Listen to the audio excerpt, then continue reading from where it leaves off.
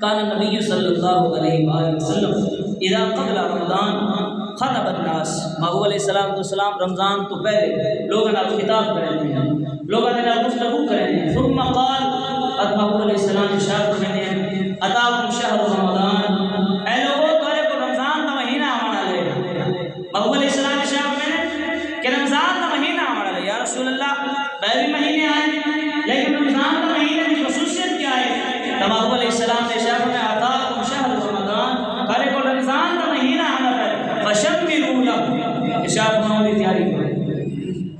Bye مہینے آنے کو گزارنا نہیں کہ جی میں بائے مہینے آئے، رمضان کا مہینہ بھی آیا انسان نے وقت گزار چھوڑا. ارشاد فرمایا فشمروا لہ، وہ دی تیاری کرو، اپنے اوقات کو ترتیب دو کہ تسا زیادہ سے زیادہ اللہ کی عبادت کر سکو، تسا زیادہ سے زیادہ قرآن کی تلاوت کر سکو، تسا زیادہ سے زیادہ نوافل ادا کر سکو، تسا زیادہ سے زیادہ ذکر و اذکار کر سکو.